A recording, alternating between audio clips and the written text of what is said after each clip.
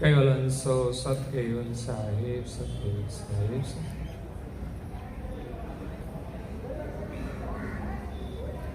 जज्जा जुग निज गुरु से करना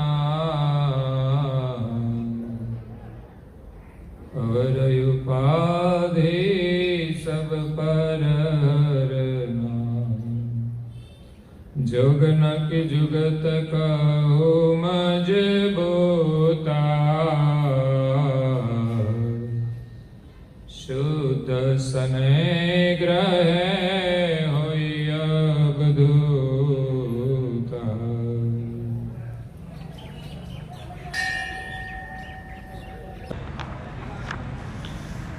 ज्ञान संप्रदाय के आद्य स्थापक अनंत ब्रह्मांडाधीश विश्व नियंता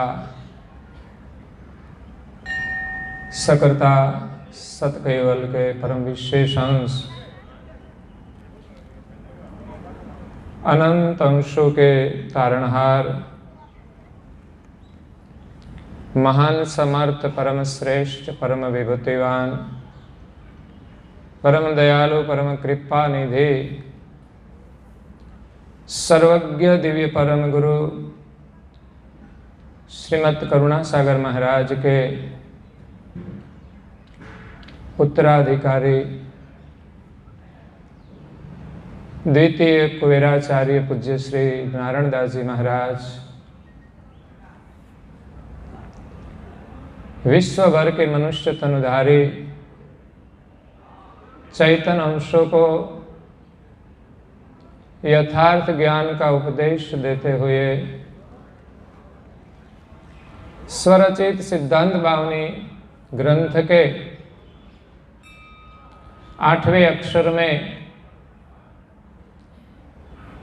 परम गुरु के साथ योग करने का बोध करते हुए कहते हैं कि जज्जा जोग निज गुरु से करना और उपाधि सब पर हरना जोगन की जुगत कहो मजबूता शुद्ध सनहे ग्रहे होय अवधूता। प्रेमी भक्तजनों, आप सभी को सुविदित है कि आज उमरा गांव में परम गुरु श्रीमद् करुणा सागर मंदिर में आज से 125 वर्ष पूर्व महान तपस्वी रघुराम महाराज श्री ने परम गुरु श्रीमद् करुणा सागर का श्री विग्रह स्वरूप का स्थापन किया था। तो 125 साल बाद उमरा गांव और संप्रदाय के सभी संतों और अनुयायियों की हार्दिक भावना से सपाद शताब्दी महोत्सव अंतर्गत त्रिदिवसीय सत्संग का आयोजन किया है और साथ में 25 वर्ष पूर्व यही मंदिर में ऊपर परम गुरु प्रागट्य बाल कुबेर का स्थापन किया था। इसलिए 25 साल होते हुए उनका रजत महोत्सव का समन्वय है। हम सभी के लिए एक गौरव का दिन है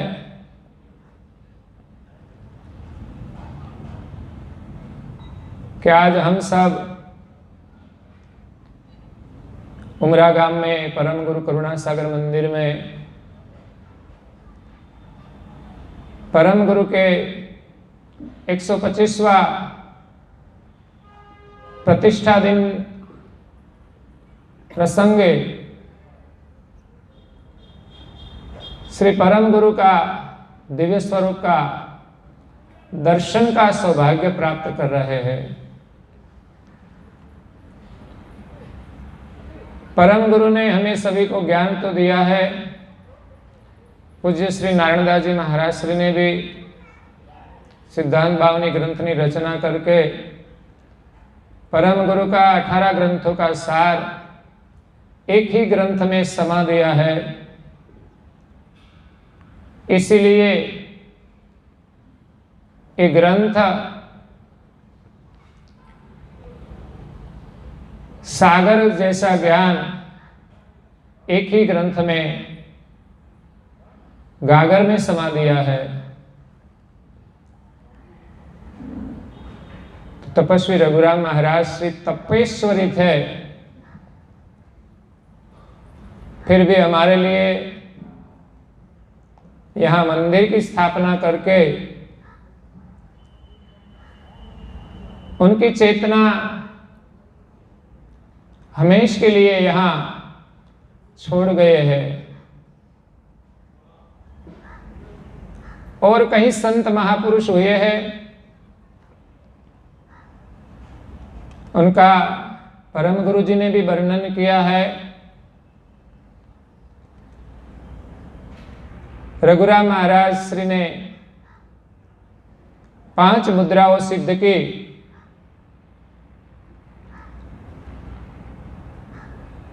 और उनका जीवन चरित्र भी बाद में पता करके बनाया, वो भी एक बहुत अच्छा कार्य है।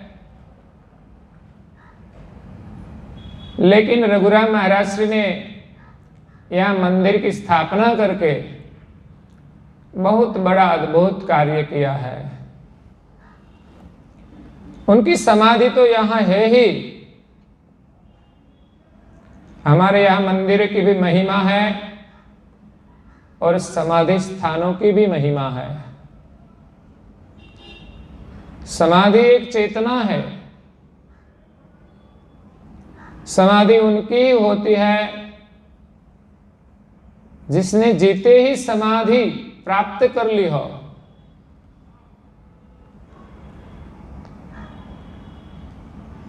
मरने के बाद तो समाधि दी जाती है परंपरागत,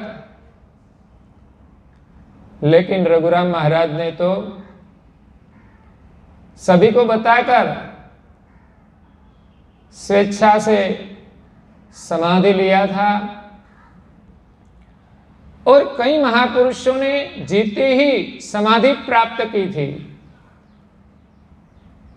सम आधि जो त्रिविध प्रकार के ताप है,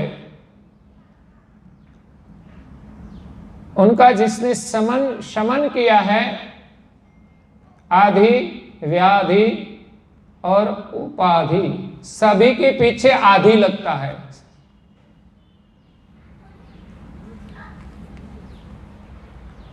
तीन ताप है, 3 उपपरिताप, तो ये सब दुख है। तो आधि, व्याधि और उपाधि से जो जीते जी मुक्त हो गए, उनको समाधि मिलती है।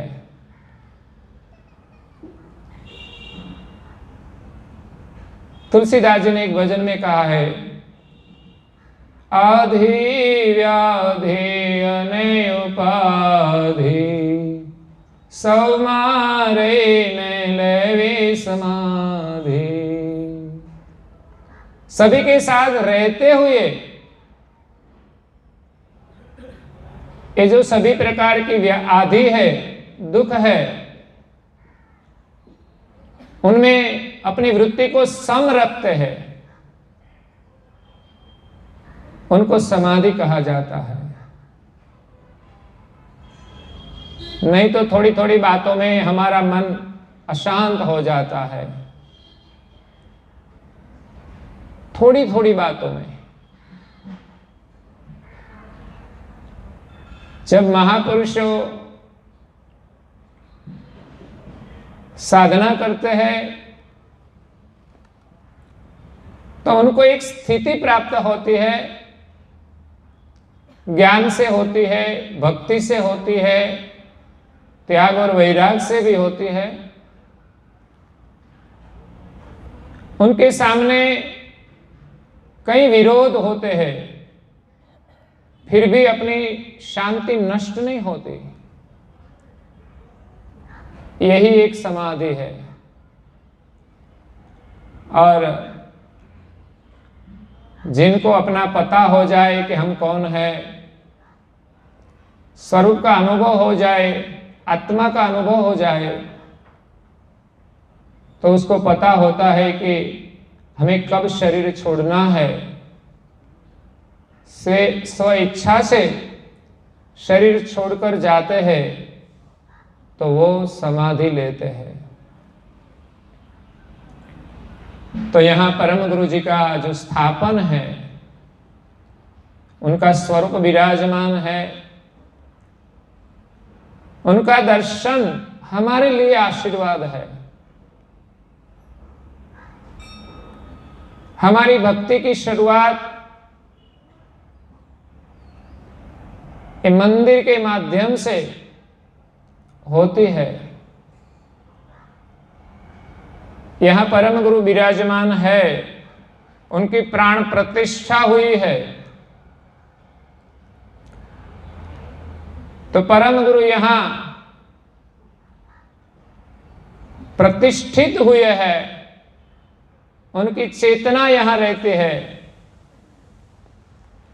महान तपस्वी तो चैतन्य पुरुष थे,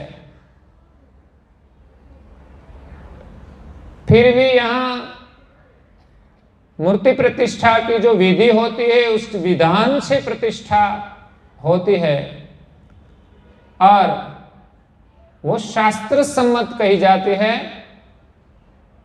तो शास्त्रों के माध्यम से मंत्र उच्चार से इस मूर्ति के में प्राण दिए जाते हैं। मूर्ति तो पत्थर की होती है, लेकिन जब प्रतिष्ठा होती है बाद में वो पत्थर नहीं रहता। अगर कोई माने कि ये मूर्ति तो जड़ है तो उनके लिए जड़ है, लेकिन जिनकी आस्था हो, जिसकी मूर्ति हो, उनके प्रति आस्था हो, तो उनका कार्य अवश्य होता है। हाँ, परम गुरु यहां प्रगट स्वरूप में कार्य नहीं करते। जैसे दिव्य देह धारण करके यहां विचरण करते थे, वो यहां विराजमान ही रहते हैं, लेकिन उनकी सेवा हम चैतन्य भाव से करें कि परम गुरु यहां विराजमान है। तो मूर्ति पूजा के अनुसार विधिवत उनकी पूजा होनी चाहिए। और जो पूजा करते हैं, प्रार्थना करते हैं, उनकी श्रद्धा होती है तो उनका कार्य होता है, ऐसा विज्ञान है। हमारे शास्त्रों की भी मान्यता है और परम गुरु जी ने भी मान्यता दी है। नहीं तो हमारा ज्ञान तो चैतन्यदर्शी है, तो लगता है कि हम ज्ञान से सीधा परम गुरु के साथ, स्मरण के साथ संबंध बनाए, एकता करे। हो सकता है जिनका अभ्यास हो, लेकिन सभी के लिए संभव नहीं है। विशेष लोग हैं, ज्यादातर लोग ज्ञान से भी अनजान हैं और भक्ति से भी अनजान है। इसीलिए सभी को जोड़ने के लिए धर्म जगत में मंदिर की परंपरा चली आ रही है। एक समय था सतयुग, तभी कोई मंदिर नहीं थे, वेदों का ही ज्ञान था। बाद में शास्त्र बने तो शास्त्र के मत अनुसार साधना हुई। बाद में पुराण आए, उनके माध्यम से भिन्न भिन्न जगह पर महापुरुषों ने मंदिरों की स्थापना की। कई जगह पे स्वयंभू प्रागट्य होकर भी मंदिरों की स्थापना की है। मंदिर जड़ होते तो इतने लोग मंदिर में नहीं जाते, और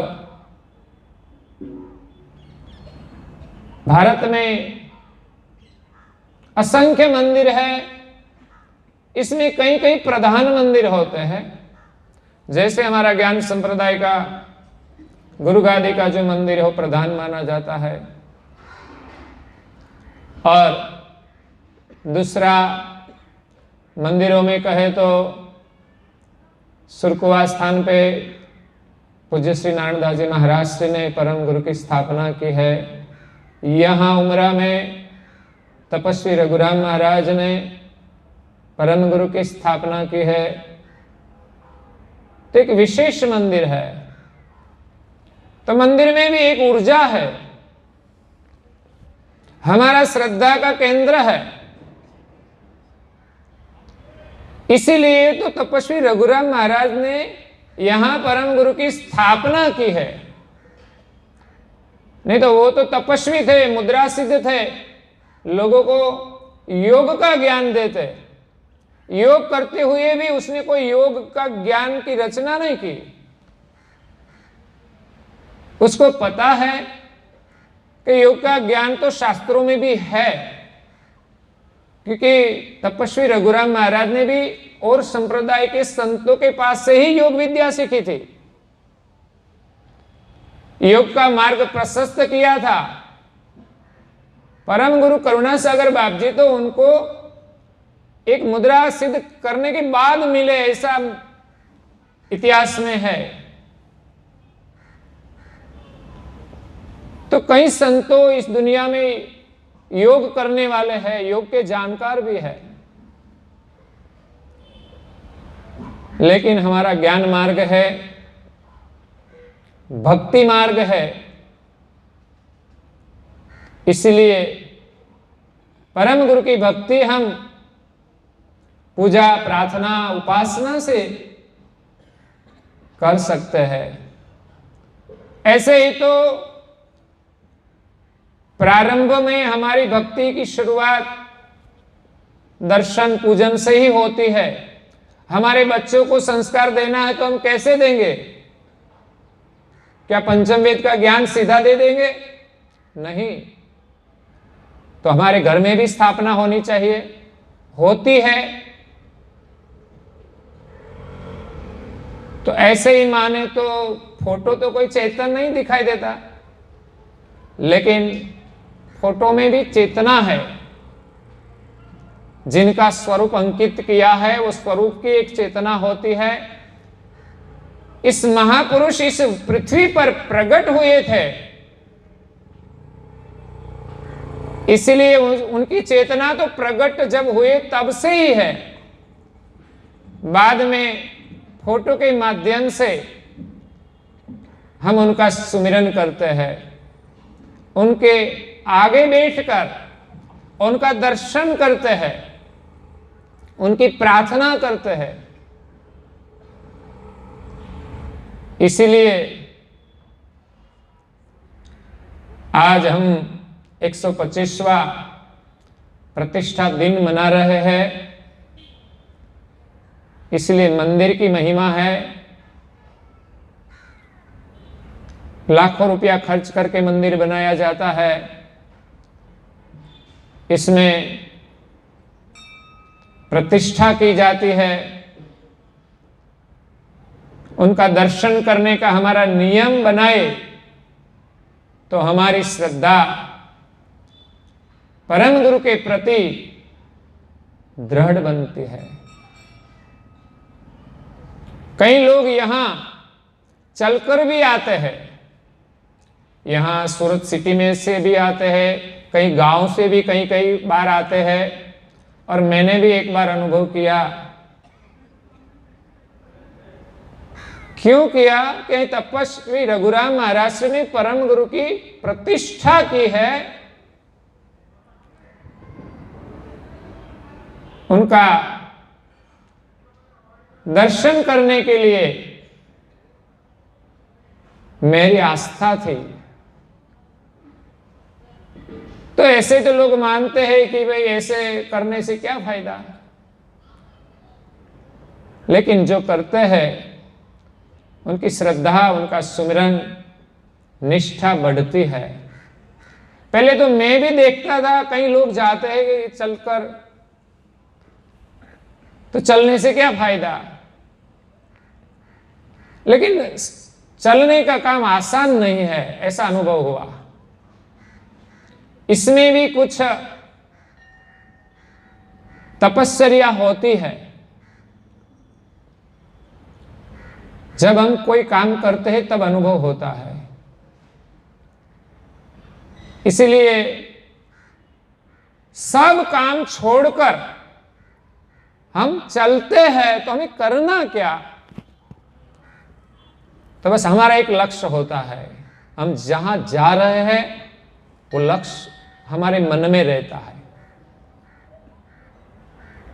और बीच में भी हम नियम के अनुसार प्रार्थना, आरती सब कुछ करते थे। कई लोगों ने सेवा का अवसर मिला तो ये भी लाभ होता है। इसलिए पूजा का संस्कार हमें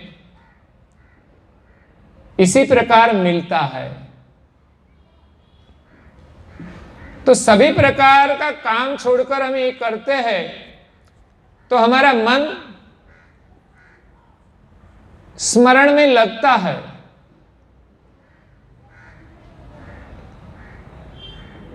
जज्जा जोग निज गुरु से करना, अवर उपाधि सब पर हरना। हमारे मन में और उपाधि होती है तब तक हम कहीं भी रहे तो परम गुरु में मन नहीं लगता। लेकिन सभी प्रकार की उपाधि छोड़कर हम परम गुरु का सुमिरन करें तो परम गुरु के साथ हमारा योग बनता है। योग करने के लिए भिन्न भिन्न आयाम है। जैसे व्यायाम है इसी प्रकार भिन्न भिन्न प्रकार के नियम है। परम गुरु के साथ एकता करने के लिए क्या करना चाहिए? पूज्य श्री नारायण दास जी महाराज श्री ने अपने अनुभव से सरल भाषा में बताया है कि हम परम गुरु को कैसे प्राप्त करें। एक स्वरूप तो उनका यहां प्रतिष्ठित किया है, वही है, वो विद्यमान थे, दिव्य स्वरूप लेकर आए थे, इसीलिए उनकी प्रतिष्ठा की है कि परम गुरु यहां प्रकट हुए थे। तो उनके पीछे उनका ज्ञान भी है। जब प्रकट थे तब परम गुरु के स्वरूप का ही तो लोग दर्शन करते थे, उनकी तो पूजा करते थे, उनको ही तो प्रणाम करते थे और आशीर्वाद लेते थे। तो हमारी एक परंपरा है पूजन करने की, दर्शन करने की। तो ये तो मूर्ति के द्वारा चलती है, या तो हमारे घर में फोटो रहता है तो उसके माध्यम से हम प्रणाम करते हैं। माना कि हमारे घर में कोई फोटो ना रहे तो हम कहां बैठे? ऐसा नहीं कि कहीं भी हम बैठ जाए, साधना करने का कोई स्थान भी होता है। तो मंदिर बनाया जाए तो हमारा स्थान निश्चित होता है कि यहां बैठकर ही हम पूजा करें, प्रार्थना करें। तो साधना करने के लिए स्थान का भी महत्व है कि एक जगह पर बैठकर एक ही आसन पर बहुत समय तक हम प्रार्थना करें तो इसमें ऊर्जा आती है। नहीं तो ऐसा कोई घर में स्थान ना हो, कहीं यहां बैठे कहीं वहां बैठे, तो भी हमारा मन विचलित होता है। सभी जगह पे हमारा मन स्थिर नहीं होता है। हम जगह क्यों बदलते हैं? हमारा मन बदलाता है, हमारा विचार बदलाता है, तो कभी यहां कभी वहां। इसीलिए परम गुरु का एक स्वरूप हम सामने रखते हैं साधना के लिए, माध्यम के लिए। तो विद्यमान थे तब दर्शन करते थे, बाद में परम गुरु की वाणी सुनते थे, तब पता चलता है कि परम गुरु कौन है।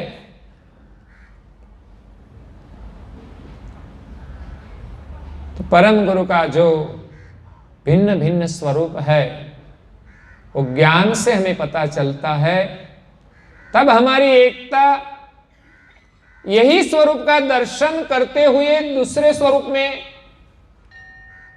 लगती है। तो ये स्वरूप प्राथमिक है, इसमें भी हमारी श्रद्धा ऐसी हो कि परम गुरु विद्यमान है, इसी प्रकार हम पूजा करें, प्रार्थना करें, उनको प्रसाद भी धराए। कई लोगों का मानना होता है कि भगवान तो खाते नहीं, उसको क्यों धराना, जो खाते हैं उनको भोग लगाओ। तो हम कहां मना करते हैं कि परम गुरु की जो मूर्ति है उनको धराकर किसी भूखे को खिला दो। भूखे को खिलाना है तो मना नहीं है, लेकिन ये संस्कार की हमारी परंपरा है कि सभी लोग अपने घर में भी भोजन प्रसाद बनाकर अपने इष्ट देव को भोग लगा के प्रसाद के रूप में हमें लेना चाहिए। इसमें भी संस्कार है, इसमें भी ज्ञान है कि हम जो भोग लगाए वही भोजन हमें करना चाहिए, उसी के अलावा कुछ नहीं खाना चाहिए। भोग लगाने के बाद एक बार खाना चाहिए, ऐसा नहीं कि बार बार हम कभी भी खाते रहे। हम कोई पशु नहीं है कि जब मिले तब खाए। हमारे जीवन में संस्कार होना चाहिए, संयम भी होना चाहिए। कभी भी खाना क्यों नहीं? क्योंकि हमारे जीवन में संयम होना बहुत जरूरी है। जब एक छोटे खाने के विषय में हम संयम नहीं रख सके तो उनसे भी भयंकर परिस्थितियां आती है। तब हम अपने मन को संयम में नहीं रख सकेंगे। कितना भी तप किया हो,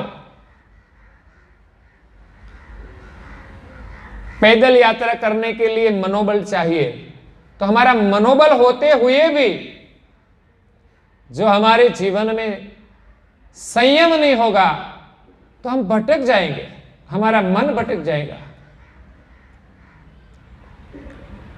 तो कई विषय इतने बलवान है,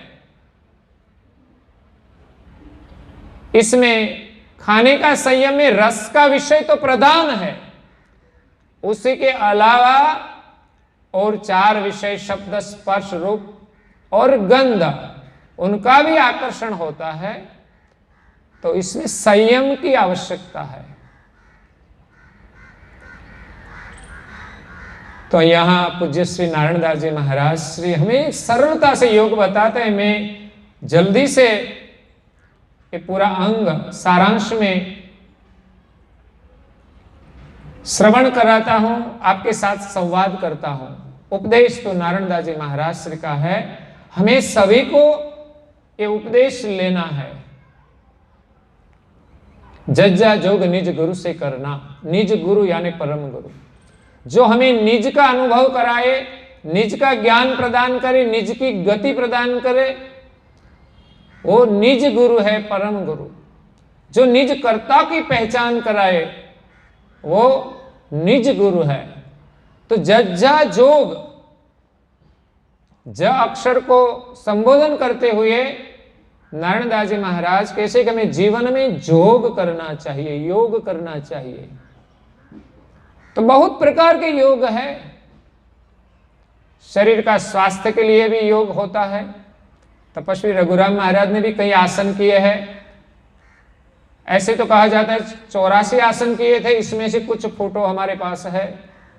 तो हमारे जीवन में योग का महत्व है कि हमारा शरीर स्वस्थ रहे। साधना के लिए बहुत जरूरी है, सेवा के लिए बहुत जरूरी है। तो योग का महत्व है कि हमारी परम गुरु के साथ कैसे एकता हो। जो वियोग हुआ है उनके साथ योग करना मतलब संबंध जोड़ना। एक योग होता है शरीर का, जब शरीर को स्वास्थ्य का वियोग होता है तब रोग होता है। तो हमें योग करने से स्वास्थ्य प्राप्त होता है, जिसमें आसन भी आते हैं कुछ और प्राणायाम भी आते हैं।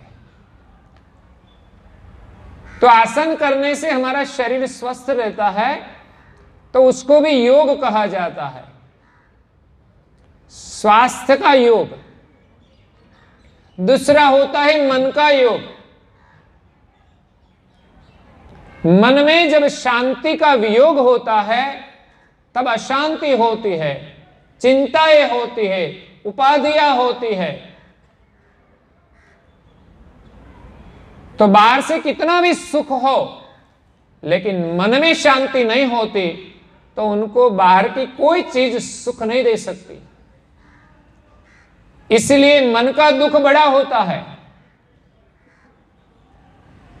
इसमें प्रधान दुख चिंता का होता है। सामान्य चिंता से, शरीर की चिंता तो स्वाभाविक है, लेकिन वो तो सरलता से दूर हो जाती है। हमारी जो जरूरियात है उनकी चिंता बहुत ज्यादा नहीं है, लेकिन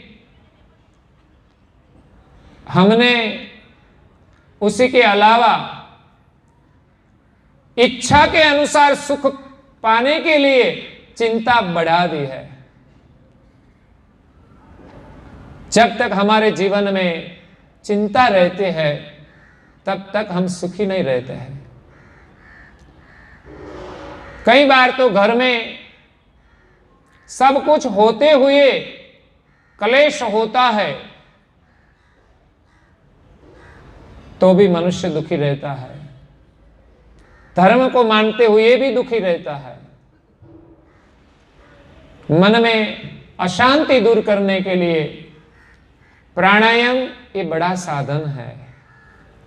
थोड़ा भी हम ध्यान करें तो भी हमें शांति मिलेगी। इसीलिए तो परम गुरु जी ने संतों और भक्तों सभी को ध्यान करने को कहा है। भक्तों के पर जिम्मेदारी ज्यादा होती है, इसलिए उनके जीवन के अनुसार उनको समय दिया है। संतो विरक्त है तो उनको ज्यादा समय ध्यान में बैठना चाहिए। इस अंग में इन सभी का वर्णन किया है। तो परम गुरु के साथ योग करने के लिए हमें क्या करना चाहिए? तो एक शरीर का स्वास्थ्य का योग, दूसरा मन की शांति का योग, और तीसरा हमें चैतन्य का योग करना है। चैतन्य अंश जो कर्ता से विलग हुआ है, कर्ता का वियोग हुआ है, इसीलिए जीव मात्र दुखी है। जब तक अंश की एकता कर्ता के साथ नहीं होती तब तक ये जीव संसार में दुखी रहेगा, चाहे कितनी भी सुख सुविधा मिल जाए। शरीर है तो खाने की चिंता रहेगी, कपड़े की चिंता रहेगी, निवास की चिंता रहेगी। वो सब होते हुए भी लोग दुखी हैं। रघुराम महाराज ने तो कोई चिंता नहीं की, नहीं ज्यादा खाने की चिंता, तो कपड़ा की चिंता भी तो ज्यादा नहीं थी, और निवास की भी चिंता नहीं की थी। वो तो फिरते ही रहते थे, और जहां बैठ जाते थे वहां भी उसको कोई आश्रय की जरूरत नहीं थी। वो तो परम गुरु के आश्रय में ही रहता था।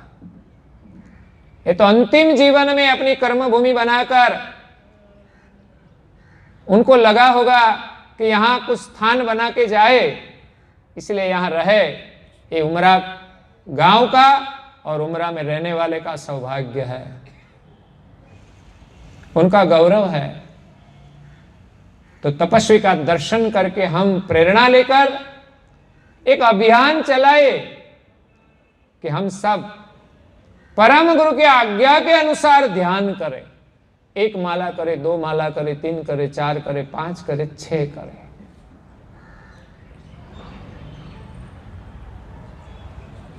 तो परम गुरु के साथ योग करने के लिए नानदास जी महाराज श्री कहते हैं कि जोगन की जुगत कहू मजबूता, शुद्ध स्नेह ग्रहे होय अवधूता। देखो, योग करने की युक्ति बताते हैं। कुछ काम करने के लिए युक्ति बहुत जरूरी है। जिनसे हम अनजान है, पता नहीं है, वो करने के लिए युक्ति बहुत जरूरी है। भक्ति करने की युक्ति तो गुरु के पास ही मिलती है, संतों के पास मिलती है, और कोई अभ्यासी भक्तजन होते हैं तो उनके पास भी होती है। भक्ति पद मुक्ति नी जुगती जानी नहीं, लंपट नरतणी बुद्धि टूकी। मतलब भक्ति करने के लिए, मुक्ति पाने के लिए भक्ति करनी चाहिए, और भक्ति करने के लिए युक्ति चाहिए, और युक्ति पाने के लिए कोई अनुभवी संतने या सदगुरु की आवश्यकता होती है। उसको ढूंढना भी पड़ता है, और ढूंढने के बाद हमें युक्ति बताते हैं, लेकिन बताने से काम नहीं हो जाता। इसी प्रकार हमें अभ्यास करना पड़ता है। एक बार हम नियम ले तो निष्ठा से उनका पालन करना पड़ता है। उसमें धीरज भी रखनी पड़ती है। ऐसा नहीं कि 1-2 दिन में हमारा मन स्थिर हो जाए, ध्यान लग जाए। रघुराम महाराज की कई जन्मों की तपस्या होगी, संस्कार होंगे, तभी तो एक छोटे गांव में जन्म लिया, खड़गोदरा में, और क्षत्रिय परिवार में, जहां शिक्षण भी नहीं था, लेकिन पूर्व जन्म का संस्कार लेकर आए थे। तो अंतर से यही भावना प्रकट हुई, और जिज्ञासा के कारण संत समागम में रहे, सत्संग प्राप्त किया और साधना की शुरुआत की। तो हमें भी तो ये करना पड़ेगा, ऐसे ही तो मोक्ष मिलने वाला नहीं है। तो करुणा सागर बाप जी ने हमें युक्ति बताई है। यहां पूज्य श्री नारायणदास जी महाराज कहते हैं कि अगर आप सब यही युक्ति शुद्ध स्नेह से श्रवण करेंगे, शुद्ध स्नेह ग्रहे होय अवधूता, शुद्ध स्नेह से आप ग्रहण करेंगे, श्रवण करके जीवन में उतारेंगे, तो अवधूत दशा प्राप्त होगी। कोई अवधूत पुरुष संन्यास लेकर बनते हैं, और एक अवधूत दशा होती है। तपस्वी रघुराम महाराज एक अवधूत पुरुष थे। करुणा सागर बाप जी कई जगह पे अवधूत रूप में प्रकट हुए थे, और अवधूत एक दशा होती है जो पूज्य श्री अचरत बा ने प्राप्त की थी। प्रथम अन्न जल तज त्रिय मास तप कीन, जपे निज जाप को लिए परम गुरु चीन। तो अमर मंत्र नो जप करो त्यारे अनजळनो त्याग करीने, આપણે તો એવું નથી કરવાનું। હા, સવારમાં જપ કરતા પહેલા નહીં લેવાનું એવું મહત્વ હોય છે। तो हमें तो भोजन नियम के अनुसार करके नियम के अनुसार ध्यान करना है। तो यहां अवधूत दशा पाने के लिए बहुत सरल योग बताया है, उसको युक्ति कही जाती है।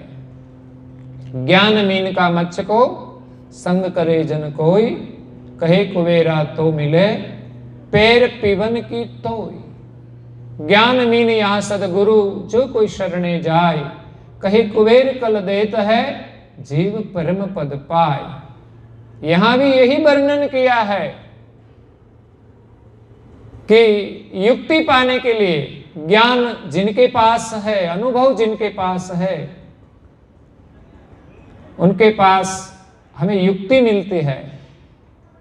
जैसे एक मछली का दृष्टांत दिया कि जिस मछली को पानी पीने की अनुभूति है, अनुभव है, उनके पास दूसरी मछली जाती है और पानी पीने की युक्ति प्राप्त करके वो पानी पी सकती है। नहीं तो पानी में रहते हुए भी जब तक युक्ति न मिले तब तक एक पानी नहीं पी सकती और ऐसे ही मर जाती। तो हमें भी परम गुरु के साथ एकता करनी है और परम आनंद का अनुभव करना है। तो ये आनंद की युक्ति पानी है। ऐसे तो ये ब्रह्मरस ठसरस भरा है, फिर भी हम वो आनंद नहीं पाते और संसार में दुखी रहता है। क्योंकि परम गुरु का सर्वज्ञ स्वरूप, व्यापक स्वरूप, सोहंग स्वरूप तो सर्वत्र है, फिर भी बिना युक्ति से हम वो आनंद नहीं ले पाते हैं। तो इस स्वरूप के साथ हमारी सुरता जोड़ने के लिए पूज्य श्री नारायण दास जी महाराज यहां युक्ति बताते हैं। इसमें तपस्वी रघुराम महाराज ने जो यहां स्थापना की है, यहां से हमारी यात्रा शुरू होती है। इनमें सभी बात आएगी, परम गुरु के कही हुई सभी बात आएगी। कहते हैं चरण को योग प्रकम्मा फिरना, हस्त प्रेत सेवाया चरना। नैन निरखे गुरु बदन बिलोके, श्रवण सुने शुभ बचन अलोकी। इस ग्रंथ का जो अनुवाद किया है पूज्य श्री सरजुदास जी महाराज श्री ने, जिनके सानिध्य में मैं 2-3 महीना रहा था,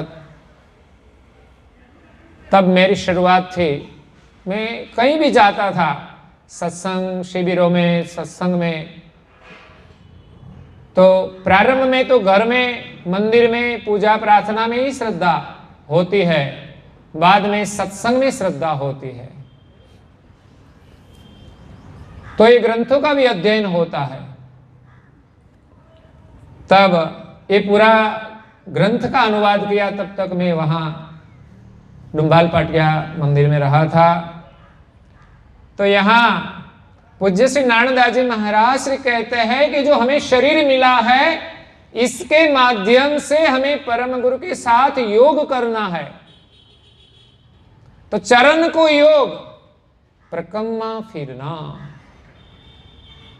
चरण का योग कैसे करना है? तो प्रकम्मा करके, तो परिक्रमा हम कहां करेंगे? तो कहीं मंदिर में यही परंपरा चलती है कि हम दर्शन के लिए जाए तो परिक्रमा करें। दूसरी परिक्रमा हमारी उपासना में समाहित है, तो जब हम पाठ करते हैं तो भी उपासना होती है।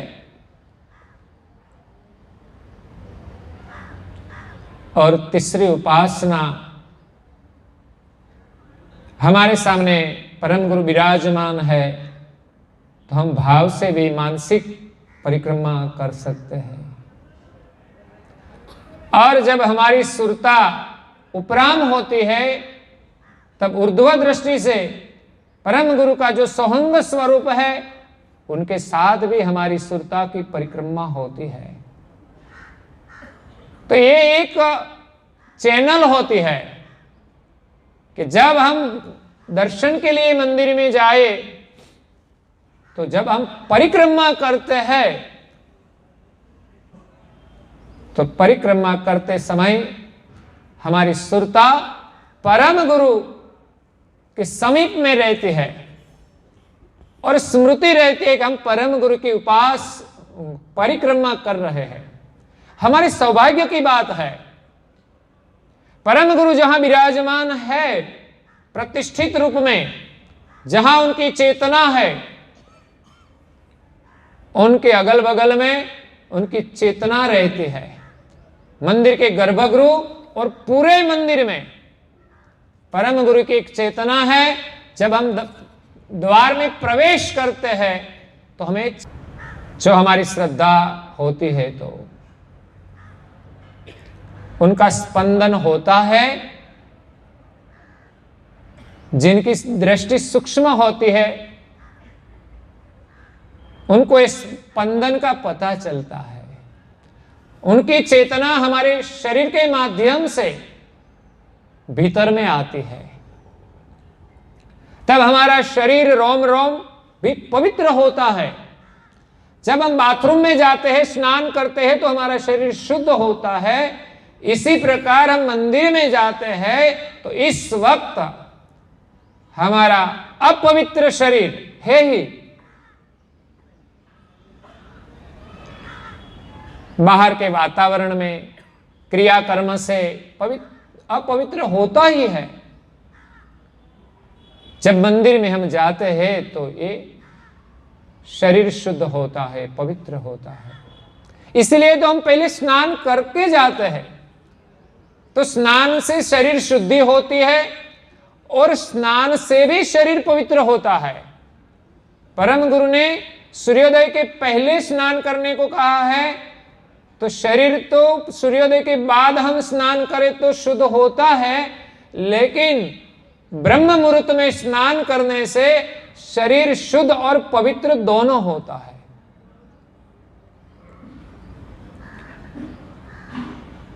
तो जिनकी श्रद्धा होती है और श्रद्धा से दर्शन के लिए जाता है उनको यही लाभ अवश्य होता है। तो ये परिक्रमा का महत्व है।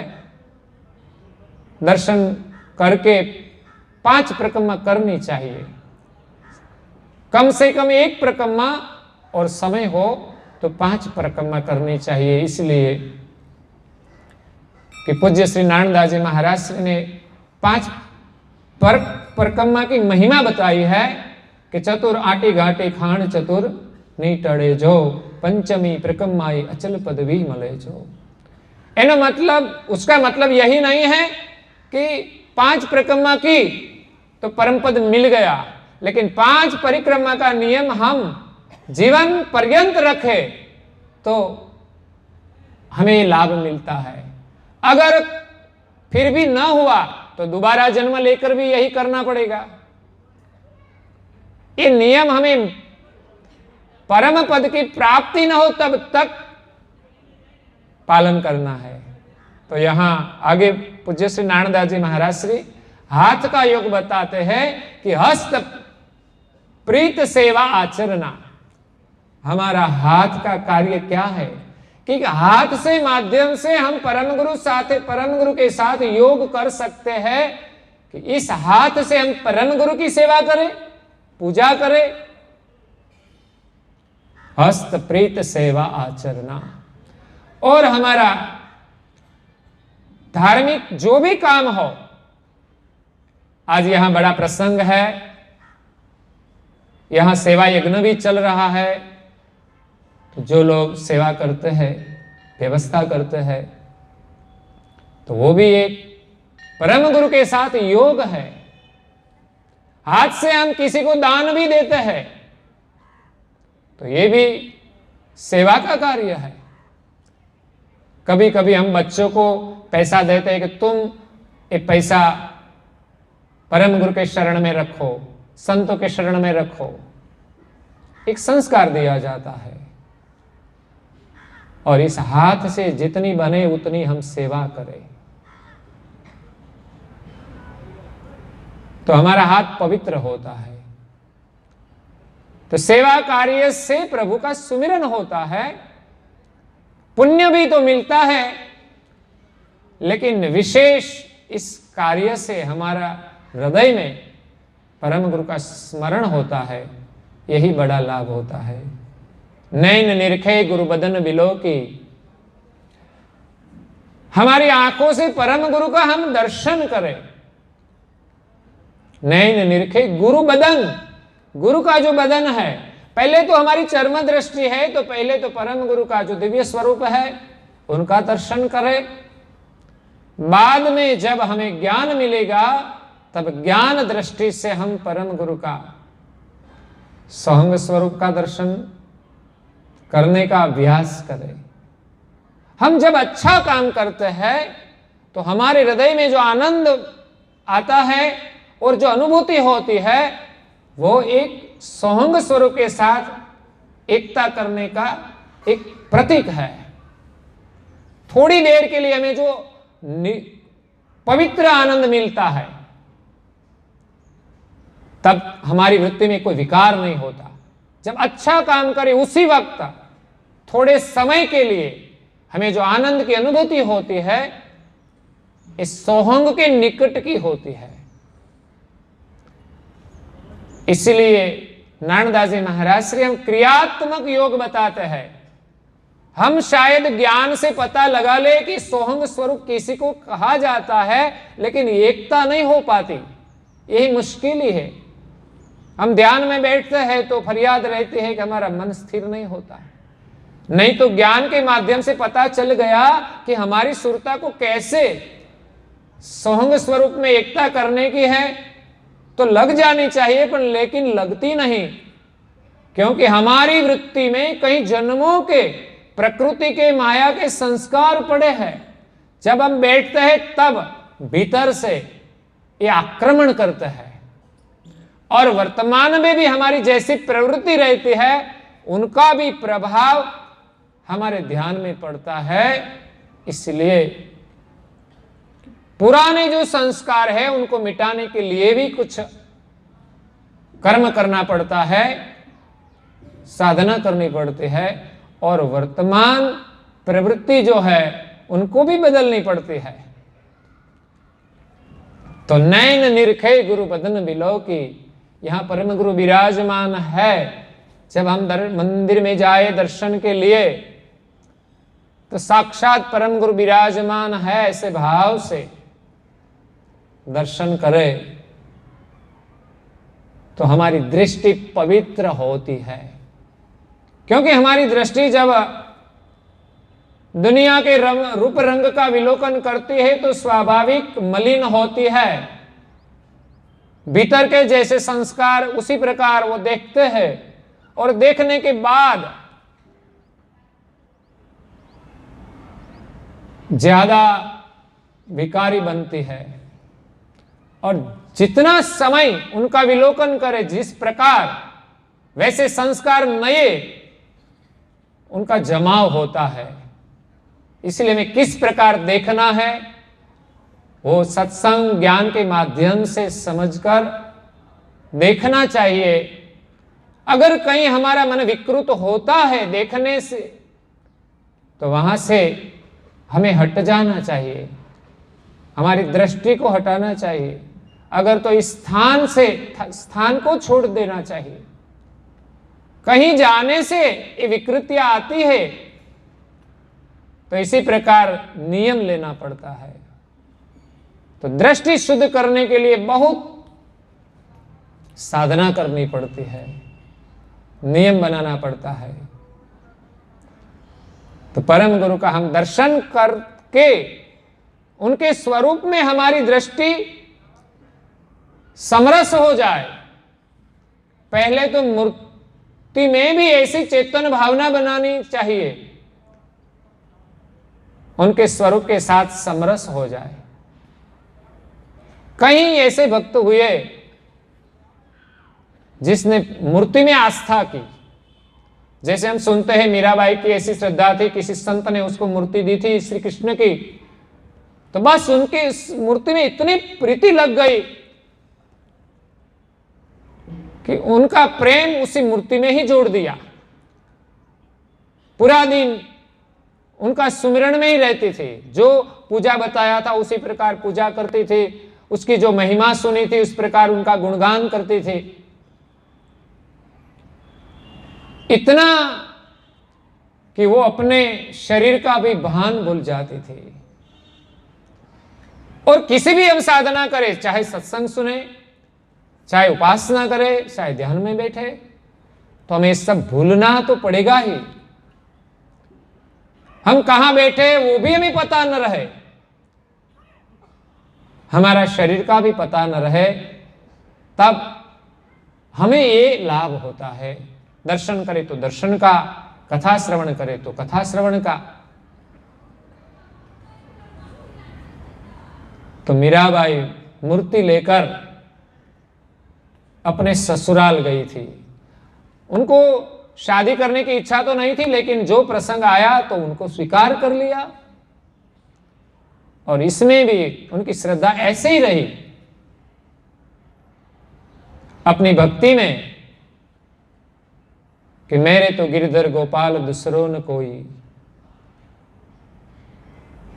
इसी प्रकार नारायणदास जी महाराज ने कहा, मैं तो परम गुरु पति साथे प्रीतलड़ी जोड़ी रही, पति हता मना दीक नाख्या ते मोड़ी। मन ना मानेला पति तो घना है, घना ने अपने कहीं को हमें स्वामित्व दिया है, उनकी हम गुलामी करते हैं, उनके लिए हम जीते हैं, लेकिन हमारे लिए तो परम गुरु ही हमारे स्वामी है। ऐसी प्रीति पूज्य श्री नारायणदास जी महाराज श्री की हो गई, और हमें भी इसी प्रकार करनी चाहिए। तो नैन निरखे गुरु बदन विलोकी, श्रवण सुने शुभ बचन अलोकी।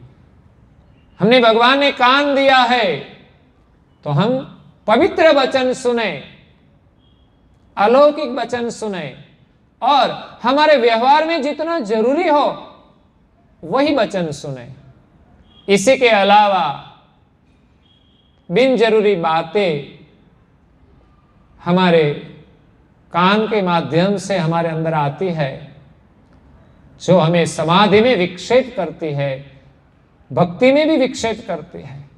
ऐसा नहीं कि हम परिवार छोड़ के चले जाए, वो तो साधना के लिए हमारा जीवन का कोई लक्ष्य होता है, उसी वक्त हम निर्णय करके जाए तो ठीक है, लेकिन संसार में जो जुड़ गए वो तो संसार में रहकर किस प्रकार हम भक्ति करें वो समझना चाहिए। जैसे अचरतबा ने संसार में रहकर भक्ति की है, अवलबाई, रामबाई, प्रेमबाई, अवलबा के अचरतबा के साथ चारों बाई थी, और दूसरी अवलबाई आखडोल गांव में भी थी, वहां कालिदास भक्त भी थे। तो संसार में रहकर भक्ति करते थे। कहलसंग और जतनबाई, उनका भी जीवन चरित्र अद्भुत है। कैसा प्रेम होना चाहिए वो इसी महापुरुषों के जीवन से हमें पता चलता है कि उनका प्रेम कैसा था। संसार में रहते हुए उसने कैसी भक्ति की। तो यहां श्रवण सुने शुभ वचन अलौकिक, कान से हम अलौकिक वचन सुने, नियम से सत्संग सुने। जब हम अलौकिक वचन सुनते हैं ना, तो हमारे जीवन में जो जरूरी है उसके अलावा जो बातें सुनने की इच्छा ही नहीं होती। तब हमारा मन जो अलौकिक वचन सुने हैं उनका सुमिरन करेगा। नहीं तो क्या होता है, हमने कथा सुनी, कथा के बाद हमारी घर की कथा शुरू होती है। यहां कथा पूरी होने के बाद हम और बातों में लग जाते हैं। हाँ, जरूरी बात है यहां कोई व्यवस्था की तो हम करें, कोई मिले हैं तो आपस में कुछ समाचार पूछे कुशल मंगल का तो ठीक है, पर बिन जरूरी बातों में हम लग जाते हैं तो हमें नुकसान होता है। इसलिए हमें क्या करना वो हमें तय करना होगा। हमें इस श्रवण से लाभ होता है कि नहीं, वो निर्णय करना चाहिए। एक बात मैंने सुनी है, सोक्रेटिस के पास कोई एक व्यक्ति आया और उनको कहने लगा कि आपके शिष्य के बारे में मुझे कुछ कहना है। सोक्रेटिस ने सोचा कि मेरे शिष्य के बारे में आपको क्या कहना है, लेकिन पहली शर्त बता दी। सुनने से पहले कहा कि जो आप मुझे कहने वाले हैं वो बात अच्छी है। तो सुनने वाले ने कहा बात तो अच्छी नहीं है। अच्छी नहीं, इसीलिए तो लोग कहते हैं ना, अभी हम जब कई बातें करते हैं तो अच्छी नहीं होती, फिर भी हम बातें करते रहते हैं, फला ऐसा है, फला वैसा है। उनका सुधार के लिए हम कुछ करना है तो ठीक है, हमें कुछ करना नहीं है, लेकिन सिर्फ बातों में समय गवाते हैं। तो कहा कि बात अच्छी है तो अच्छी नहीं है, तो अच्छी नहीं होती वो बात नहीं सुननी चाहिए। दूसरा, ठीक है अच्छी नहीं है, लेकिन सच्ची है, सच्ची साची बात है। तो कि सच्ची है कि नहीं पता नहीं मुझे, तो मैंने तो सुनी है। तो कभी ऐसी बातों में भी हम सच मान लेते हैं, सुनते ही रहते हैं दुनिया में, तो हमारा भजन में विक्षेप होता है। ये सभी बात जो हम सुनते हैं जरूरी नहीं है, तो हम भजन में बैठे तो वो बात आएगी ही। तो अच्छी नहीं है, सच्ची नहीं है तो ठीक है, उपयोगी है तो उपयोगी भी नहीं है, तो फिर क्या सुने। तो ऐसी कई बात हम सुनते ही रहते हैं। इसीलिए तो परम गुरु का गुणगान सुनने की जो जिज्ञासा होती है वो भी कम हो जाती है। बातों में बहुत रस पड़ता है। वातो वातो मां बधु खोयो, आ मोंगो जीवन वातो मां खोयो। कान आप्या छे तने कथा सांभळवा, ए निंदा करवामां बधु खोयो, आ मोंघो जीवन वातोमां खोयो। मुख आप्यो छे तने हरि गुण गावा, ए मारा तारामां बधु खोयो, आ मोंघो जीवन वातोमां खोयो। आंखो आपी छे तने दर्शन करवा, टीवी जोवामां बधु खोयो, आ मोंघू जीवन वातोमां खोयो। हाथ आप्या छे तने सेवा करवा, पाप करवामां बधु खोयो, आ मोंघू जीवन वातोमां खोयो। पग आप्या छे तने प्रकमा करवा, हरवा फरवामां बधु खोयो, आ मोंघू जीवन वातोमां खोयो। सारा अच्छे कार्य के लिए जितना चले वही प्रकम्मा है। घर से मंदिर तक आए वो भी प्रकम्मा है। तो यहां अच्छे वचन सुने नासिका सुवास चरण कमल की, अहोनिश एकता बिछरे नहीं पल की। हम नासिका से सुवास लेते हैं। ऐसे तो कोई किसी को भी दुर्गंध पसंद नहीं है, लेकिन संसार में हम जीते हैं न तो दुर्गंध में ही जीते हैं, विषय सुख में ही जीते हैं, तो समझना कि हम दुर्गंध ही ले रहे हैं। कई लोगों को दुर्गंध भी अच्छी लगती है। कोई मांस मदिरा का सेवन करते हैं तो क्या होता है, मांस से तो घर में दुर्गंध आती है। एक लड़का ऐसा संस्कार वाला था, उनके माता पिता दोनों मांस का सेवन करते थे, लेकिन उनको इच्छा नहीं थी। बचपन से ही वो प्रहलाद के रूप में जन्मा था। वो कहता था कि मुझे कुछ पसंद नहीं, मुझे सेवा पूजा करनी है। तो पिता शराब पीते थे और दोनों मांस भी खाते थे। तब इस लड़के ने, एक वक्ता है कथाकार, उनको फरियाद की, कथा में आकर उनको लेकर आए और सब कुछ बता दिया कि मेरे मम्मी पापा है, वो मुझे भजन करने नहीं देते, पूजा पाठ नहीं करने देते हैं। तो उसका मम्मी पापा ने किया है कि पूरा दिन यही करता रहता है, पढ़ाई भी नहीं करता। तो वक्ता ने बताया कि बच्चा पढ़ना तो चाहिए, क्यों पढ़ता नहीं है? तो कैसे पढ़ूं, घर में इधर उधर सब मांस की दुर्गंध आती है, कहीं बैठने की जगह नहीं होती अच्छी। और ये पिता तो शराब का सेवन करते, बकवास भी करते हैं। ऐसा नहीं कि शराब पीकर सो जाते हैं। आज बड़ी समस्या है समाज में, अच्छे परिवारों में ये शराब का सेवन। सावधान रहना चाहिए, नहीं तो जीवन बर्बाद हो जाएगा, परिवार बर्बाद हो जाएगा। इस वर्तमान समय में कोई मोक्ष प्राप्त करे कि न करे, ऐसी भक्ति करे कि न करे, लेकिन ऐसे दुर्व्यसनों से हम उसको बचाए, इतना काम करे तो भी अच्छा है, अच्छे संस्कार दे तो भी अच्छा है।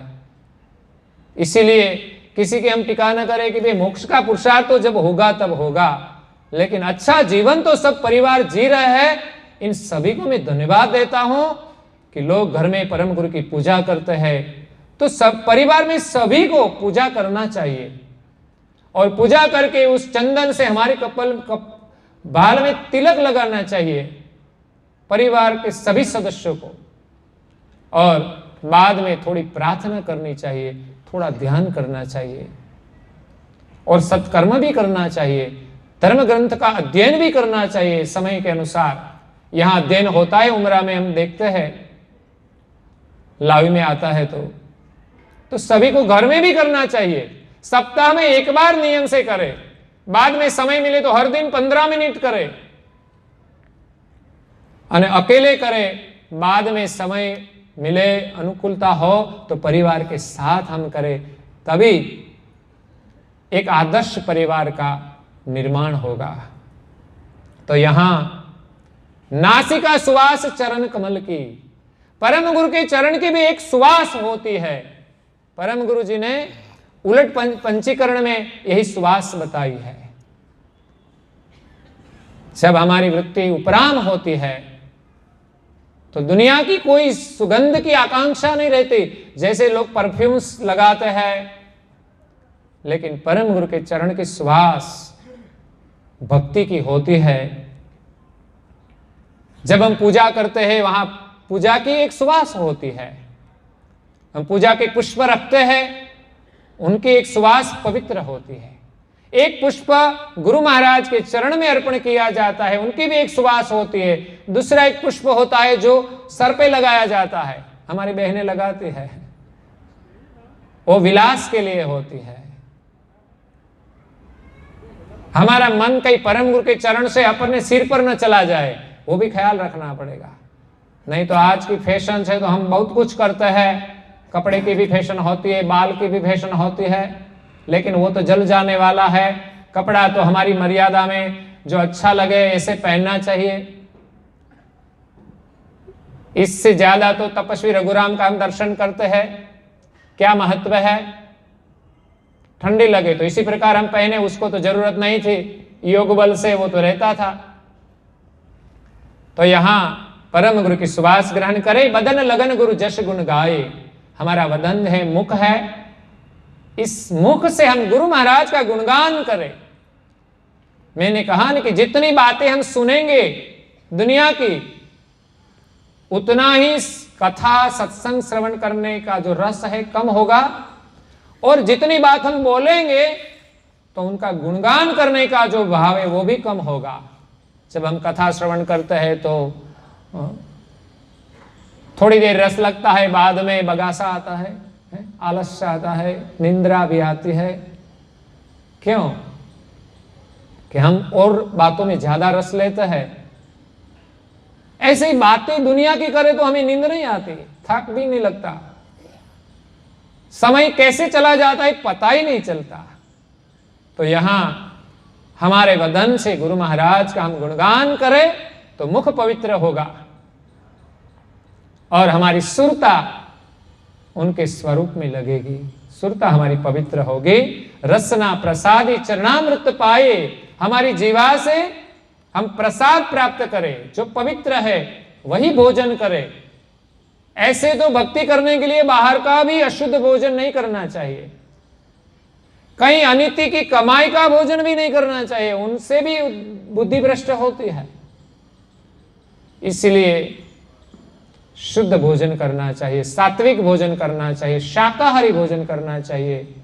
इसलिए हमारा भाइयों को मैं निवेदन करता हूं कि हमारे संप्रदाय में कई लोग व्यसन का सेवन करते हैं, तो हमारा संप्रदाय तो ज्ञान संप्रदाय है, तो इसमें ऐसी जागृति होनी चाहिए कि कोई व्यसन का सेवन न करे। कई संप्रदाय में ज्यादा ज्ञान नहीं है, फिर भी ऐसे संस्कार होते हैं कि इस घर में कोई व्यसन का सेवन नहीं करते हैं। तो हमारे मुख से कोई अभक्ष्य आहार नहीं करना चाहिए। खाने की चीज नहीं है मसाला, नॉनवेज, अंडे, हमारे लिए तो शाकाहार ही सर्वोत्तम है। इसमें भी शुद्धि होनी चाहिए, बनाने में भी शुद्धि रखनी चाहिए, और गुरु महाराज को प्रसाद धराकर हमें भोजन लेना चाहिए और चरणामृत लेना चाहिए। जो हम परम गुरु जी की पूजा करें, चरण प्रक्षालन करें, इसलिए हमारे यहाँ मंदिर में भी चरणामृत होता है और हमारे घर में भी प्रतिमा रख के हम पूजा करते हैं, उसका भी चरणामृत बनता है। तो उनका सेवन हमें करना चाहिए। वो एक औषधि का काम करता है, जो श्रद्धा होती है तो पवित्र होता है। गुदस्त स्थिति गुरु ध्यान समय धीरा, उपस्थ अशक वश करे समहीरा। यहां पूज्य श्री नारायणदास जी महाराज श्री ने सभी इंद्रियों को योग बताया है कि हमारी इंद्रियों हम जोड़ देंगे तो उसके पीछे मन भी जुड़ जाएगा। हम तो ऐसे ही ध्यान में बैठे तो मन नहीं लगता, लेकिन इंद्रियों का योग करने के बाद हम ध्यान करें तो ध्यान में मन स्थिर होगा। तो गुदा का ध्यान है, योग है स्थिरता पूर्वक बैठना, चाहे सत्संग में हो, चाहे उपासना में हो, चाहे ध्यान में हो। कहीं अच्छी जगह पे हम बैठे तो स्थिरता से बैठे। कई लोग कहीं भी बैठे स्थिर नहीं बैठ सकते, ध्यान में बैठे तब तो स्थिर बैठना चाहिए।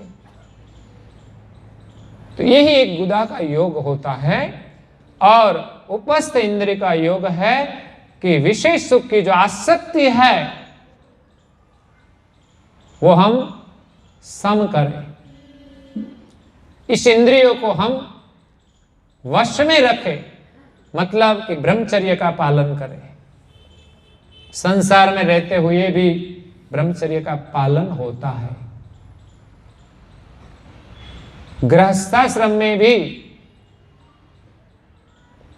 ब्रह्मचर्य का पालन होता है। जो नहीं होता तो गृहस्थ में नहीं होते तो भी ब्रह्मचर्य का पालन नहीं करते। वो हमारे शरीर और मन वाणी तीनों से ब्रह्मचर्य का पालन करना पड़ता है। तो गृहस्थ जीवन में भी संयम होता है, शरीर संबंध का। ऐसे पवित्र ऋषि मुनि थे, संतान प्राप्ति के अलावा शरीर का संबंध नहीं रखते, तो एक पवित्र संबंध होता है, वो ब्रह्मचर्य है कहा जाता है। मैंने कथा तो सुनी है लेकिन समय ज्यादा नहीं है, इसलिए कोई दृष्टांत नहीं दे सकता। सारांश में सबको समझ में तो आता है कि ब्रह्मचर्य क्या होता है। ऐसे तो लोग कहते हैं कि ब्रह्म का अविलान करना ही ब्रह्मचर्य है, ऐसा नहीं कोई साधु बन जाए तो वो ब्रह्मचारी है। वो बात तो सही है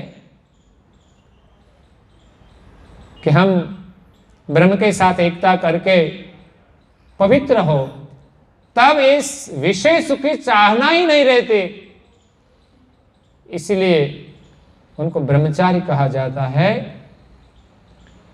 त्वचा परस्पर लिन्न दंडवत से, हमारी चमड़ी का योग है, त्वचा का योग, दंडवत प्रणाम करके हम परम गुरु के साथ मिलन करें। इस चमड़ी से कोई विकारी शरीर का स्पर्श न करे। परम गुरु के साथ हम जैसे भेंट होती है एक दूसरे की, कोई मित्र मिलते हैं, पिता पुत्र मिलते हैं, पुत्र माता भी मिलते हैं, वो अच्छा है। लेकिन विकारी भाव से जो हम मिलते हैं उनसे हमारा ब्रह्मचर्य खंडित होता है।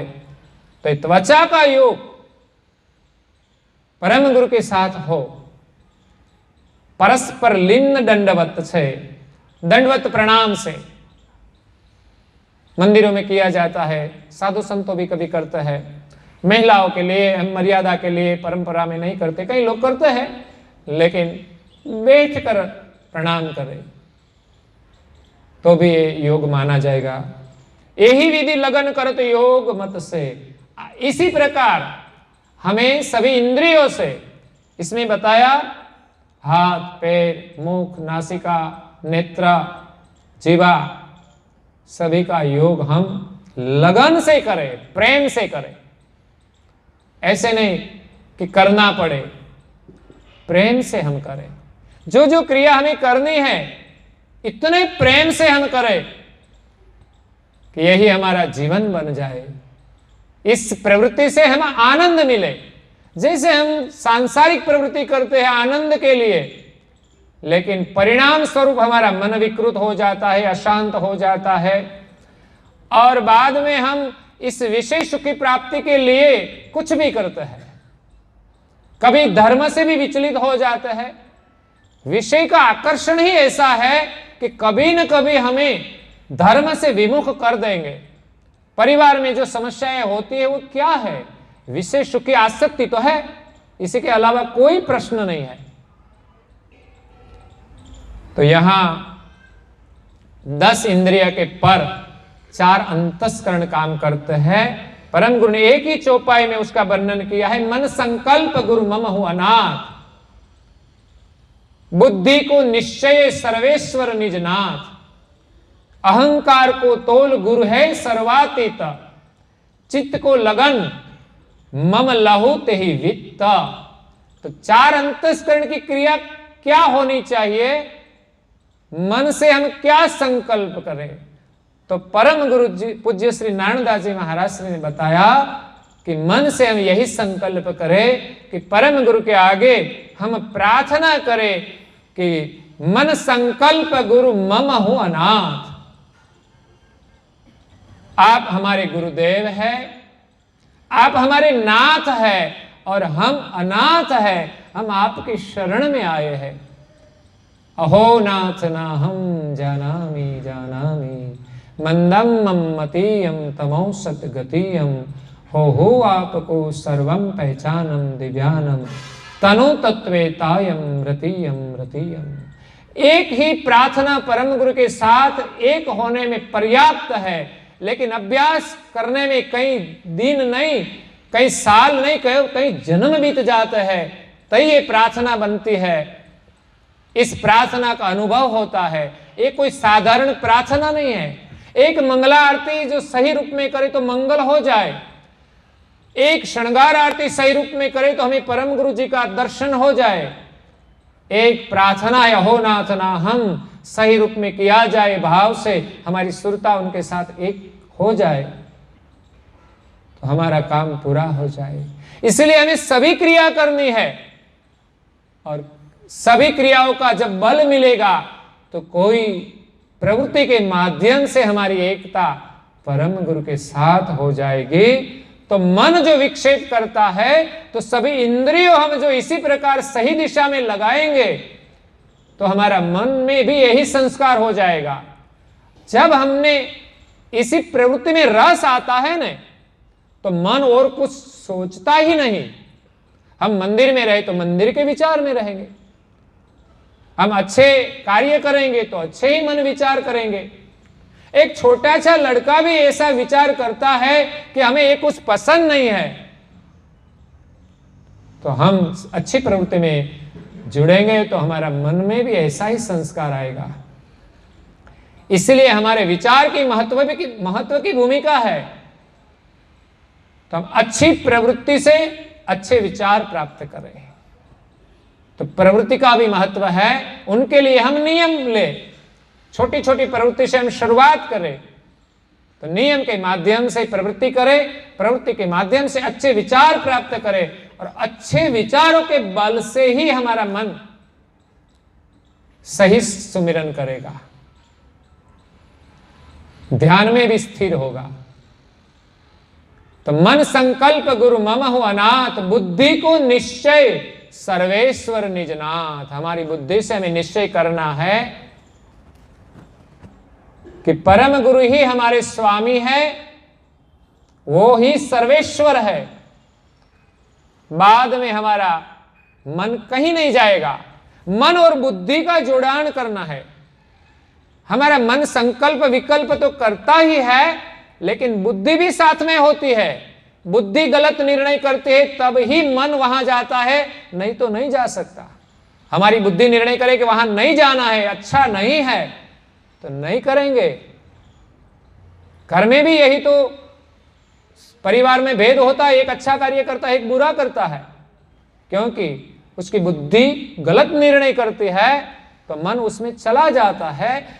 और हमारा मन इंद्रियों के माध्यम से विषय का जितना सेवन करता है उतने ही चाहना ज्यादा करता है। जब हम सेवन करना छोड़ देंगे तो उनकी चाहना कम होती जाएगी, और अच्छा कार्य करेंगे तो वही चाहना रहेगी। उसमें भी आनंद है और उसमें शांति है। विषय में आनंद तो है लेकिन शांति नहीं है। कितना भी विषय भोग मिले, भुक्तमान करे, थोड़ी देर के लिए आनंद, बाद में शांति। कितना भी पैसा मिल जाए, किसी को संतोष हुआ ही नहीं है। इसलिए दुनिया की कई चीज मिल जाए, इसमें शांति मिलने वाली नहीं है। हाँ, हमें मिले तो अच्छा है, कई चीज भगवान की बनाई हुई है तो सभी चीज अच्छी है, कोई चीज बुरी नहीं है, लेकिन उनका उपयोग हम कैसा करते हैं वही महत्व है। तो मन और बुद्धि, उसके ऊपर है अहंकार को तोल गुरु है सर्वातीत। बुद्धि निश्चय करे कि सर्वेश्वर निजनाथ परम गुरु है। मन संकल्प करे कि मैं अल्प हूं, आप हमारे नाथ हो, मैं अनाथ हूं। और अहंकार वो गलत होता है तो हमारा निर्णय भी गलत होता है। अहंकार को तोल गुरु है सर्वातीत। उनका निर्णय यही है कि गुरु ही सर्वातीत है, सर्वोपरि है, उनकी सत्ता वो समर्थ है। इसलिए हमारा मन भी यही संकल्प करे, बुद्धि भी उनको सहयोग दे और अहंकार भी उसका निर्णय करे कि यही सही है। वो करने में हमारा अहंकार बना रहे। अच्छी प्रवृत्ति हम कभी ना छोड़े, यही भी हमारा अहंकार होना चाहिए, गौरव होना चाहिए। चित्त को लगन मम लहू ते ही वित्त। चित्त में एक लगन होनी चाहिए, भक्ति में लगन होनी चाहिए। बिना लगन कुछ काम होने वाला नहीं है। अगर कमी है हमारे जीवन में तो लगन की। लोग लगन तो कर लेते हैं, लगन से कर लेते हैं। हाँ, जैसे लगन में लगन होती है ना, शादी में लगन होती है, ऐसी लगन परम गुरु की भक्ति में, उनकी एकता में अगर हो जाए तो उनके साथ भी हमारी लगनी हो जाएगी, लगन हो जाएगा। ऐसे तो लगन ही करना है उनके साथ, रूपक के रूप में। जैसे लगन शब्द आता है वो भी लगन से ही होता है, इसीलिए उनका नाम लग्न कहा गया है। हिंदी में शादी कहते हैं। इस लगन में कितना आनंद होता है, प्रेम होता है, कितनी तैयारियां होती है। पैसा नहीं होते हुए भी लोग कहां से भी लाकर, बैंक में से लोन लेकर, किसी के साथ उधार लेकर भी लोग खर्चा कर देते हैं। एक आनंद है, लगन है, उमंग है। इसी प्रकार हमारे जीवन में परम गुरु के साथ योग करने के लिए भी हमें जो कुछ करना चाहिए वो सब करना चाहिए। इसमें भी धन भी खर्चना चाहिए। लोग कहे कि इसमें धन खर्चने की क्या जरूरत है, भगवान का भजन तो ऐसे ही होता है। ऐसे ही हो तो कोई मना ही नहीं है। रघुराम महाराज ने कर दिया भजन, लेकिन हमारा मन इतना सहज नहीं है कि भगवान का भजन कर सके, तो हमें ऐसे प्रसंग भी करना पड़ता है, इसमें धन का भी खर्च करना पड़ता है। ये मंदिर के परिसर में ये आवास सब भी बनाना पड़ता है और उनका मेंटेन भी करना पड़ता है, उनको स्वच्छ रखना। परम गुरु ने कहा ना, पूज्य श्री नारायण दास जी महाराज ने, हाथ से सेवा करना चाहिए। तो हम जहां रहे वो स्वच्छ भी रहना चाहिए। ऐसा नहीं कि हम यहां जाए तो सब कुछ गंदा करके जाए। सुबह में हमारा जो बाथरूम था तो हमने पूरा साफ कर दिया। वहां जो नया बनाया है उसकी सीमेंट भी लगी हुई है, तो वो सफाई भी नहीं की है, थोड़ा ख्याल नहीं है, तो वो भी ख्याल सब कुछ देखना पड़ता है कि क्या सफाई करनी चाहिए। बाद में कार्यक्रम हो तो उसके पहले भी सफाई करने के लिए हमारे गांव के लोग भी साफ कर सकते हैं। ऐसे नहीं तो किसी को हम पैसा देकर गरीब लोगों को भी ये सफाई कराते हैं, और जो आते हैं वो भी वहां सफाई करें। हम आते हैं और साफ करने के लिए कुछ साधन सामग्री चाहिए तो वो होनी चाहिए हर रूम पर। ऐसे पैर लूछने के लिए भी कुछ चीजें होनी चाहिए, अंदर भी जो कुछ ब्रश चाहिए, कुछ चीजें वो बड़ी रखनी चाहिए, जैसे जिससे कारण जो आने वाले लोग हैं वो भी साफ कर सके। मैंने तो पोता भी लगाना था, तो भी पोता तो था ही नहीं, क्योंकि मैंने बाथरूम साफ किया तो पानी बाहर निकला तो क्या करे। तो मेरा एक कपड़ा था तो उसे साफ करके पानी तो पोंछना ही पड़ेगा। तो इसी प्रकार हम दृष्टि से सब जगह रहे, काम करें, अच्छा रखे और परम गुरु की हम भक्ति करें, तो हमारे चित्त में परम गुरु का जो सोहंग स्वरूप है, परम आनंद है, अवधूत दशा है, वही वित्त पाने की एक चाहना होनी चाहिए। वो प्रबल होगी तब हमें ये अनुभव होगा। जैसे रघुराम महाराज के अंतर में एक प्रबल चाहना थी, लगनी थी कि हमें ये अनुभव करना है, तो उसने कष्ट साधना की। ऐसे ही तो होता नहीं, तो लगनी होनी चाहिए। कैसी होनी चाहिए कि विवेकानंद जो नरेंद्र थे वो रामकृष्ण के पास गए, उसने कहा कि मुझे ईश्वर की प्राप्ति करनी है, तो क्या करना चाहिए।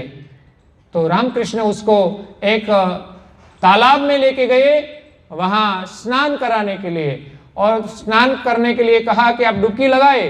तो डुबकी तो लगा दी, लेकिन ऊपर से रामकृष्ण ने उसका माथा पकड़ के थोड़ी देर रखा, तो वो बेचैन हो गए। बाद में छोड़ दिया तो बाहर निकले, ओ आपने ये क्या किया, मैं तो बेचैन हो गया था। ठीक है, दूसरी एक डुबकी लगाओ, ईश्वर को पाना है आपको।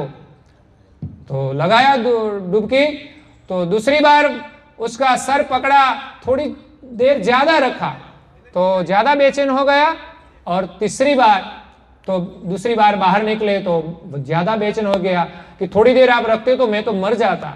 और तीसरी बार कहा कि तुम डुबकी लगाओ, तो उनसे भी ज्यादा देर रखी तो वो ज्यादा बेचैन हो गया। तो बाहर निकला तो वो तो बोलने लगा कि आप क्या करते हो।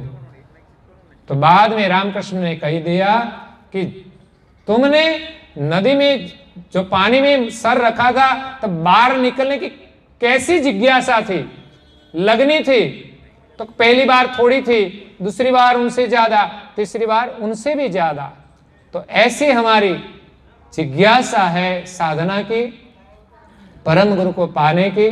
उनका विरह इतना प्रबल होना चाहिए कि तीव्र से अति तीव्र हो जाए, तब परम गुरु प्रकट हो जाएंगे। तो आज सब बहुत अच्छा बड़ा कार्यक्रम था।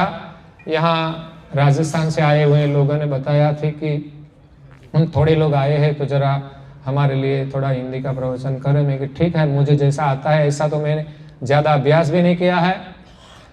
ये जो सब सुनता हूँ मैं सीरियल मीडिया में, तो इसके माध्यम से थोड़ा अभ्यास कर लेता हूँ कि कौन कौन सा शब्द का उपयोग करना चाहिए, किस प्रकार बोलना चाहिए। ऐसे तो बोलना का ज़्यादा अभ्यास तो है ही नहीं।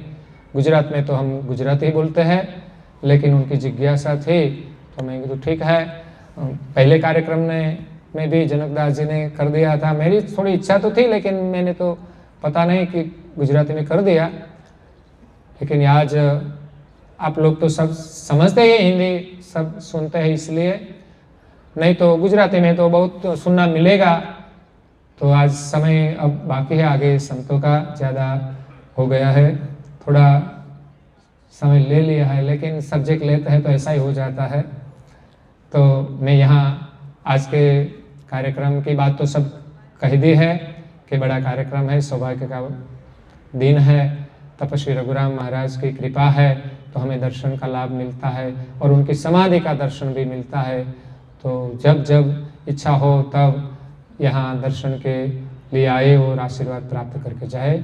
इसी के साथ मेरी वाणी को यहाँ विराम देता हूँ। अस्तु सतकेवल साहेब श्रीमद् करुणा सागर महाराज की जय। कैवल धाम की महान तपस्वी रघुराम महाराज की जय। श्री अविचल दास जी महाराज की। सतकेवल साहेब, सतकेवल साहेब।